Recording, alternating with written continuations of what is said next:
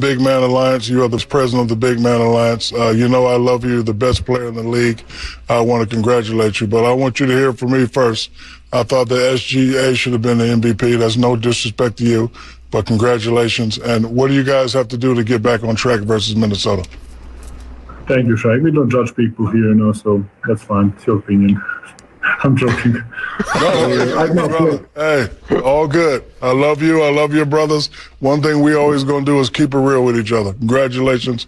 I love you. No, for real. I think there is a lot of people a lot of players that deserve it. It's probably details and kind of small things. But yes, we have a tough stretch. We lost 2 games at home against Minnesota. Tomorrow we're going to Minnesota to try to get back series to Denver. Now, Joker as the president of the Big Man Alliance with Bonta and Spadoni. The president of the Big Man Alliance. Hey, at least Shaq had the gall to tell him personally that he thought SGA should have won the MVP. And kudos to Jokic for taking a high road and saying, you know what? I respect it. Yeah. 5 guys could have won the MVP. I don't know how I won it, but I did. And it's all good. Jokic played that off well. Yes. Shaq looked a little immature with that. And I watched Inside the NBA at night. They were talking about it. And Shaq was like, no, the best player should get the MVP award. And Jared Jackson Jr., they asked him, what is the definition of MVP? Shaq asked Jared Jackson Jr. He goes, well, to me, it's kind of a team award. Best defender, DPOY, is on the best team. MVP, best player on the best team. All these awards, winning matters.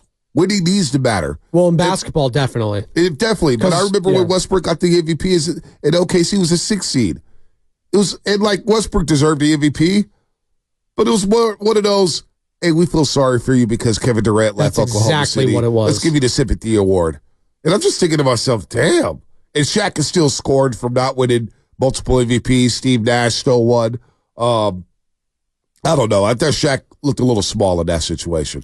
Well, and that's funny because he's like 7 feet, bajillion feet tall. So it's like he stooped down to a level that he didn't have to. Is he equating MVPs and winning them to who's the better player overall?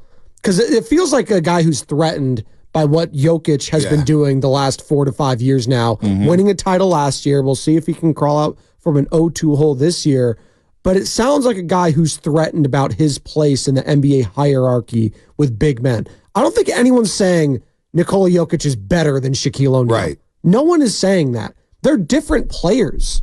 But Shaq going up, I did think it was even, that's fine if you want to tell that to him, but I just don't feel like there was a place to do that. It was. Hey, Jokic, hey, congratulations, you won that. I actually thought this guy should have won. Right. Your thoughts?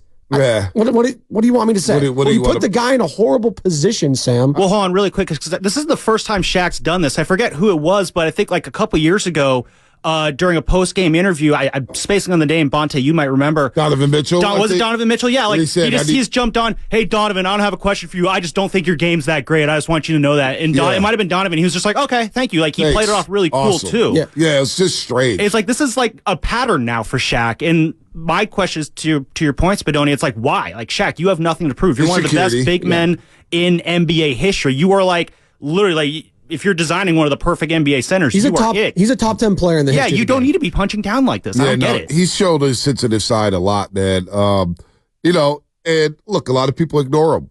They do ignore him when it comes to they go to Will, they go to Bill Russell, they go to Kareem Abdul-Jabbar, they go to Duncan. You don't hear a lot about Shaq because they just say, oh, he was just big. But let me tell you, Spadoni, Shaq was big and athletic. In his first 6-7 years in the league, was as dominant of a stretch as I've ever seen. People thought he should have been on the Dream Team, not Christian Laettner. Oh, he should have been. He should have been on the Dream Team instead of Christian Laettner. He was that dominant. Not Christian Laettner, Duke University. Yeah. He had the fresh face. Everybody loved Christian Laettner. He was really good, to his credit. He was very good in college. Yes. But Shaq was that guy. But I don't know why Shaq gets so sensitive about some of these things. It just was odd. But credit to Jokic. The way I looked at it, Spadoni, is Jokic took the high road and said, you know what? I respect your opinion. It's all good. And he said, you know what? And he credited SGA. Goes, dude, if he wins it, he would have won. Do you think Jokic would have cared? No. That's the difference between Nikola Jokic and Shaquille O'Neal. He does not give a rep. The guy won the title last year and wanted to go home immediately after. Well, like, then but people don't like people. Yeah, he parties. Trust me. Hey, he's Serbian. Come on, dude. They like to party. But they're just built different. Like these guys, the expectations, the mindset between a guy like Shaquille O'Neal and Nikola Jokic, they're just different. And I just think it bothers Shaq to see all this success from a guy like Jokic when he really couldn't care. Like we all want to be that guy that doesn't care, right? We want to be that cool guy. Oh, look at him. Right. He doesn't give a rip about anything. Well, it's one thing to say that, but deep down, we're all insecure about something. Every single one of us. And no doubt. And look, the way he went at it with Dwight Howard all those years, JaVale McGee and everything like that. Shaq did later on, and I'm glad Matthew put this on the YouTube chat because it did jog my memory. He was a little adamant about Shea getting just 15 first-place votes. Now, at the voting breakdown here, Spadoni, let me break this down. The voting breakdown for the MVP award. Oh, wrong thread. Because he was mad because SGA didn't get a lot of first place votes. So here it is. Jokic, 79 first place votes. SGA, 15. Luka Doncic, 4. Giannis Antetokounmpo, 1. Second place votes. SGA got 40. Jokic got 18. Luka received 36 second place votes. Brunson got 3 second place votes. Third place votes. SGA, 40. Luka, 50. Jokic 2, and then you look here. Somebody, Bonta and Spadoni. What? Somebody gave Bonta and Spadoni a 4th place vote. Oh, that was our guy, Kyle Draper. Had to be. Kevin Durant got a 5th place vote from somebody. Anthony Edwards got a couple. He got 3 5th place votes, a 3rd place vote, and a 4th place vote.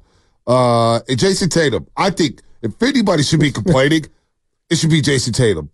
How does Jason Tatum finish 6th in MVP voting on the best team? They were the best team all year. All year. And that's the narrative. Jason Tatum can't get more love? I think he is caught in a very unfortunate situation right now where everyone's waiting for him to win a title. Yeah. They're all saying, you need to prove it to me. You guys were the hot thing a couple years ago. Now we're waiting to see. Yeah. Can you guys finally get over that hump? Which is unfair because, as we all know, and Ramona Shelburne, who joined Willard and Dibbs yesterday, she's the one that coined this. Obviously, senior writer for ESPN, does a tremendous job. It's a narrative award. It's always going to be She said it, and she's a voter. It's a narrative award. You know what's weird? Which is crazy because in basketball, it's different than football and in baseball. Because baseball, you don't have to be on the best team. No. In baseball, Mike Trout's won it for so many years and been in 4th place. Yeah, I don't like that. Well, I do because I think he's the best player, and it's not his fault. But there's also it's an individual sport. But I'm more so 9 players. It's different. I reward winning. I reward winning, and Tatum did a lot of winning. SGA did a lot of winning. Giannis and the Bucks, they disappointed in the second half. You know, Jalen Brunson, they did a lot of winning in New York City. Would anyone have been upset if Jalen Brunson won MVP this year? I wouldn't have been upset. Did you see his performance yesterday after having that foot injury in that first half and then coming back? I got OG Anunoby with a hamstring injury. The New York Knicks is running. Tibbs is running these guys. I'm telling you, the Celtics are going to cruise to the finals. Well, I think the Knicks have a shot, but they're not. Well, they're just going to get too hurt, Bonta. Yeah, I know. Tibbs is running these guys into the ground. But I wouldn't have been mad if Jokic, which he did with it, SGA, Luka, Brunson or Tatum won the MVP award. Those 5 guys, I would have been cool with that. It was a very deep class this year. Usually, there's a guy that's just far and away the best. Last couple of years, it's been Jokic and Embiid. It's been kind of back and forth. But you just look at the stats, and I thought Ernie Johnson, who was obviously the host for Inside the NBA there on TNT, did a great job checking Shaq there. He's like, well, if you just look at all the stats, it's Shai Gilgeous-Alexander. He's the stat king. And then he's like, what are you talking about? Go to Jokic's stats. So I'm looking at him right now. Right. He averaged 26, 12, and 9 this year. Wow. 26 points, 12 rebounds, and 9 assists. And Shai, to his credit, he averaged 30 points, 5 boards, and 6 assists. Like they're just, it's drawing hairs here. It's like, I don't know what you want from Jokic there, Shaq. Like, did you want him to say, oh, yeah, Shai, he was better. He should have won. He's not going to do that. He's just he's been unbelievable. He played 79 games this season. He joined Wilt Chamberlain as the only players in NBA history to finish in the top 5 in points, rebounds, assists in multiple seasons. Elgin Baylor is also the other player to do so once. He's the second player to record 2,000 points, 900 rebounds, 600 assists in a season, joining Oscar Robertson, the Big O. He had 25 triple-doubles. second only to Sabonis. This is I mean, come on, this man. is like 4 or 5 years now in a row where we're having the top 1 and 2 in the conversation not be Americans. I mean, yeah, Hey, that's true. we got the Canadian Shea Gilgeous-Alexander. Come on, USA, baby. Give Tatum some love. Give Brunson some love. All right, more coming up here. We'll talk more MVP. We'll talk about the game last night between the Knicks and the Pacers. Rick Carlisle going off on the officials. Rick Carlisle. We got Flip coming up at 8:30. Talk a little baseball again. We got Mark Medina to give us the lay of the land down in L.A. with the Clippers and the Lakers. What is going on down there in terms of the basketball teams? We'll get that from Mark Medina. A lot going on here on the roast. And by the way, I got something on the other side for you guys. Watching the game at Madison Square Garden kind of made me wonder. I wonder, Spadoni. Like Kanye? I wonder. Not like Kanye. Ooh. Just wonder. I don't want to do anything. That. We don't talk about that. We don't talk about that. Although he tried to jump into the hit him up rap beef for what? Just stay away from everything, Kanye. What's coming up in the game brought to you by Fremont Bank. Full service banking, no compromises. Talk about the Knicks and Pacers and more of the Shaq situation with Nikola Jokic on the roast.